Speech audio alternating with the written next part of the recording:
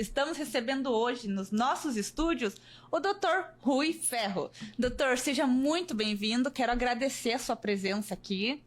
Obrigado, Cris, eu que agradeço. Doutor, eu gostaria de começar, né, primeiramente, o senhor contando um pouco da sua história de vida, como que o senhor ingressou na carreira de medicina, como foi, quantos anos o senhor está nessa área, né? A população gosta muito do senhor, pelo menos a minha família, né, gosta muito do senhor como médico e como pessoa. Então, conta um pouquinho da sua história para nós. Zé Cris, eu vim aqui pelo programa Mais Médicos. Cheguei aqui, por opção, eu fui para a região norte, eu fui para a ligação. Até 15 anos eu morei no interior e assim, eu sempre tive afinidade com o povo do interior. Para mim não teve nenhum problema ir para a região norte. O pessoal dizia a região norte não tem nada, não tem, mas para mim foi suficiente e eu não me arrependo. Fui, as minhas gêmeas nasceram, a primeira casa que elas moraram foi lá na ligação, né? Eu tenho um maior apreço pelo povo da ligação, né? Lá tem gente lá que eu tenho como meus parentes, na verdade, sabe? Então, eu me formei, na verdade, em 2012, e aí depois eu vim aqui pelo Mais Médicos, como eu estava dizendo, me formei no exterior, queria ir para o exterior, queria ter outro contato com outro idioma, com outra cultura, né? E eu fiz direito antes, né? Sempre gostei de literatura, e aí no exterior comecei a ler também as obras da literatura em espanhol, Gabriel Garcia Marques, né? Isabel Allende, né? Então Pablo Neruda. Então sempre gostei assim dessa cultura, dessa diversidade, sabe? E fui para o interior, e eu que escolhi, na verdade, né? Eu que disse, eu quero ir para a ligação. E quando eu escolhi aqui para o Prudentópolis tinha 5 vagas. E foi por acaso, eu digo, olha, tem outras cidades, Pitanga também tinha vagas assim, e eu escolhi Prudentópolis justamente porque era a possibilidade maior. Eu tinha que trabalhar e escolhi Prudentópolis para vir. Eu estudei, na verdade, eu passei por 3 países, né, para terminar, né? Passei por 3 países. Eu estudei na Argentina, estudei na Bolívia, estudei no Paraguai, né? Aí tenho todas as documentações, sou cidadão paraguaio também, né? Mantenho o CRM lá no Paraguai também, mas trabalhei muito pouco lá e vim para cá. Ai, que incrível a história do senhor. Há quanto tempo o senhor atua em Prudentópolis? Quais hospitais o senhor atuou? Quais outras localidades, né? Tanto de Prudentópolis, a região aqui do Paraná, fora do Paraná, né? Aonde o senhor atua? Geralmente, olha, eu atuei no Paraná, atuei também em Alagoas. Eu cheguei a trabalhar em Alagoas, onde eu nasci, cheguei a trabalhar como médico, mas eu trabalhei em Pitanga, trabalhei Curitiba, né? Trabalhei em Guamiranga também, e trabalhei em alguns municípios assim, né? Mas mais aqui em Prudentópolis. Trabalhei nos hospitais aqui. O primeiro hospital que eu trabalhei foi o Sagrado, na época da irmã Elizabeth, né? Tinha muita amizade com ela, com o Éder, com todo mundo lá. E depois eu fui para Santa Casa e fiquei só na Santa Casa durante muito tempo. Acho que foi uns 3 anos que eu trabalhei na Santa Casa, né? Aí começou a UTI na Santa Casa, também trabalhei na UTI quando foi inaugurada. E antes da eleição eu trabalhei no Hospital Santa Teresa. Fiquei lá, hoje eu sou diarista do Hospital Santa Teresa da UTI. Então também conheci muita gente boa lá, a equipe lá é muito boa. Tem um pessoal que trabalhou comigo aqui no SAMU, que trabalha lá também, a Vânia, que também é uma das responsáveis de ter me levado para lá, a enfermeira Vânia, muito amiga minha. E tem o Dr. Federico, que é muito amigo nosso, e assim, é um cara maravilhoso, é um cara assim, que eu tenho a maior admiração por ele, de estar na idade que ele está, trabalhando, operando todos os dias, sabe? Uma pessoa que nasceu para medicina, uma pessoa que eu me espelho nele, ele é um cara assim, exemplar, na minha opinião. Então, eu gosto muito do Hospital onde eu estou, né, Santa Teresa. Tem o pessoal daqui que é atendido lá. O Santa Teresa é referência do trauma, né, da ortopedia. Então, tudo que é de Prudentópolis, da região, da 5ª Regional de Saúde, 22 municípios, todo mundo vai para lá. Então, tem cirurgia geral, tem ortopedia principalmente. E tem também ginecobstetrícia, né? Mas o que tem, que atende mesmo no grosso, assim, em Prudentópolis, o pessoal de Prudentópolis é ortopedia. E aqui na cidade de Prudentópolis, o senhor está atuando em algum lugar? O que o senhor está fazendo aqui na cidade de Prudentópolis? O senhor comentou comigo que estava no sindicato, aonde mais?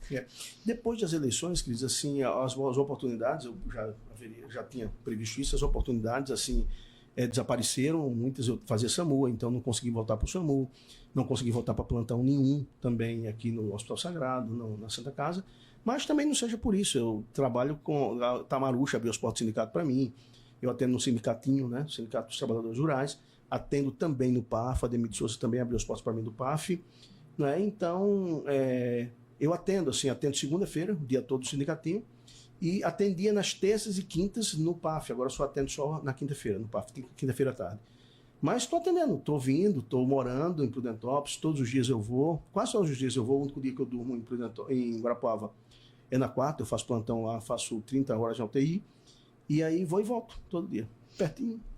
Se alguém da nossa comunidade aqui queira fazer, né, uma consulta particular com o senhor, tem o acesso ou tem que ser pelo sindicato ou pelo PAF mesmo? Não, até pelo sindicato, porque assim, a Marucha é uma pessoa admirável e uma pessoa que sempre abriu as portas, independentemente da pessoa ser sindicalizado ou não. Tendo dinheiro para pagar consulta, não tendo dinheiro para pagar consulta, a gente sempre atendeu assim, independente, a gente nunca deixou ninguém que precisasse de atendimento sem atendimento, nunca. E a Marucha nunca me exigiu nada, as portas do sindicato sempre esteve abertas para toda a população, né? E eu atendo, hoje tem esse medo de telemedicina, né? Então eu atendo o pessoal pelo WhatsApp. Estou lá, terminei minha rotina, ou estou em casa, alguém mandou mensagem, atendo a minha casa também, o pessoal vai lá, pega uma receita, renova a receita de alguém, tá? Né? Então, uma urgência, eu liga para mim, atendo. Às vezes faço uma visita domiciliar, né? Então, com esse e-mail agora tem receita eletrônica, você pode mandar a receita pelo WhatsApp, em PDF, com assinatura eletrônica, então resolve tudo isso aí. Agora eu quero saber um pouquinho mais da sua história de vida, Dr. Rui.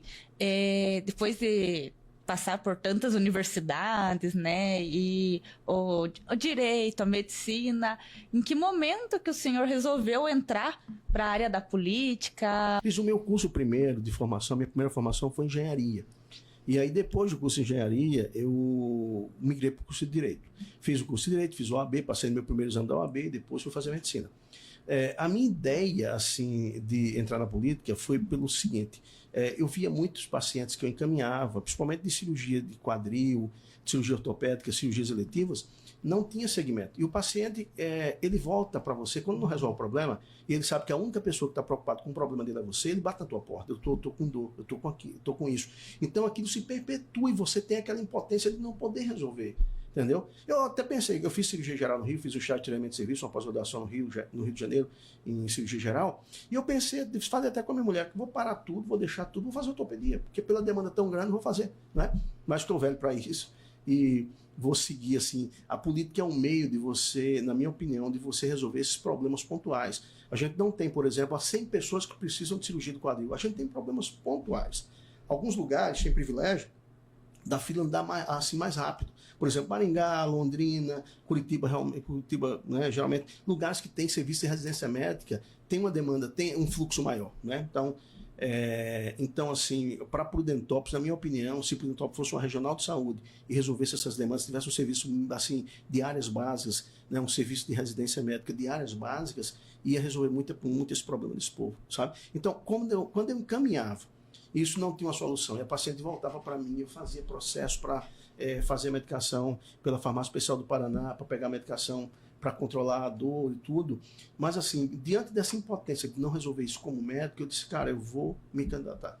Então, eu me filiei ao partido, tive dificuldades para me manter nesse partido, tive muita força interna e externa para que eu não fosse sequer candidato. Né? Então, assim, não sou de desistir, e aí fui, e sou muito grato, assim, a população de Prudentópolis me deu 10.545 votos, né, por acreditar na minha pessoa, e eu sou grato por cada um desses votos. E isso me fez muito feliz. Se alguém acha que perdeu a eleição, está triste, não perdi a eleição.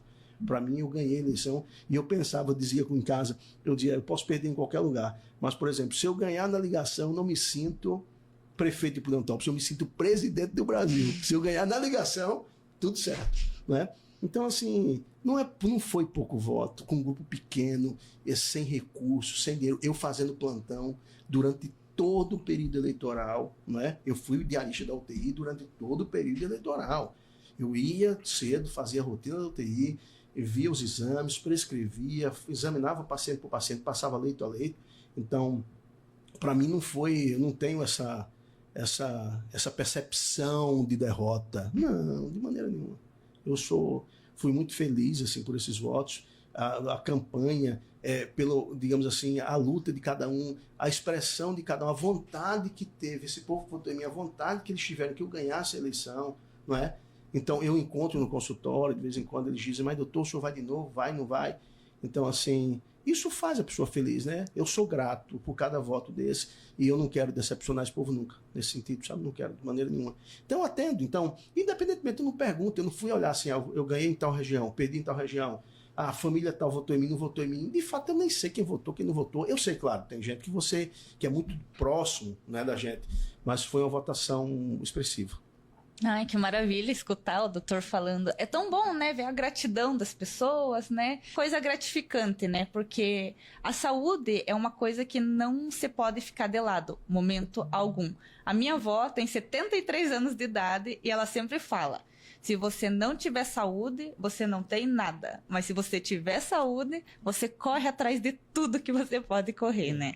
Então, doutor, eu vou deixar esse momento aberto, né, para você comentar algo assim que talvez a gente possa ter deixado passar batido, algo que você queira passar, né, para a população, comunidade de Prudentópolis, mostrar que o senhor não está abandonando nós, né, porque muitas pessoas, né, perguntam aonde está o Dr. Rui.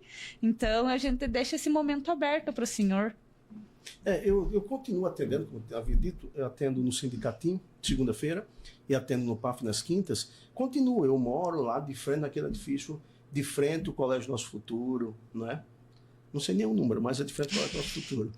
Mas, assim, minhas meninas estudam em Prudentópolis, minha família é de Prudentópolis, e a minha mãe também é de Prudentópolis. Eu não tenho, assim, eu não tenho, vou embora para onde?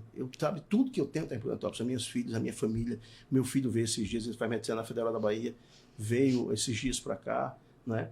E assim, eu não tenho assim, e tem muita gente idosa que tá da família da minha esposa, que, digamos assim, sair daqui, retirar as minhas filhas, ao nascimento das minhas filhas, deram um novo gás, deram um sentido de vida para essas idosas, assim, para a família toda da minha mulher, sabe? E para minha mãe também, né? Minha mãe está com quase 90 anos.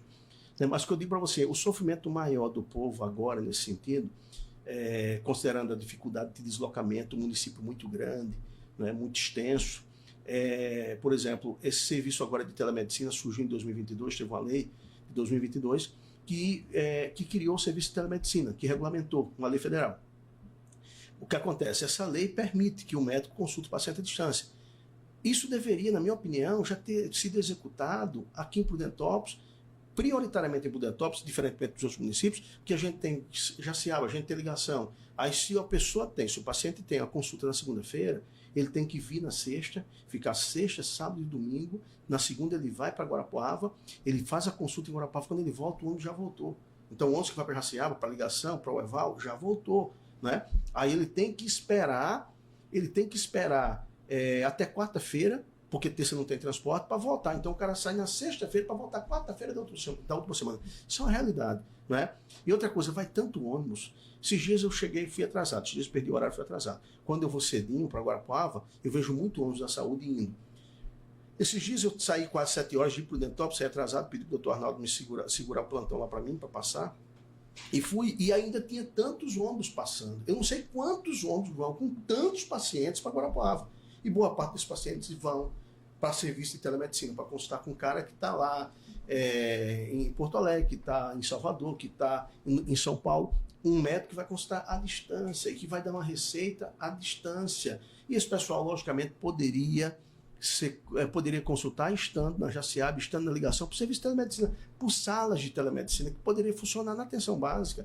Ou melhor, poderia, por exemplo, dado o alto fluxo de consulta, a alta demanda, esses profissionais, algumas serviços de especialidade, cardiologia, ginecobstetrícia, urologia, né, reumatologia, né? Então esse pessoal poderia vir com a demanda tão grande que tem, poderia vir, por exemplo, um cardiologista e realizar as consultas de cardiologia em Prudentópolis, né? Conforme a demanda, não precisava, por exemplo, ter esse deslocamento todo para ir para Guarapuava para uma consulta de 5 minutos por telemedicina. Eu acho assim um sofrimento desnecessário, sabe?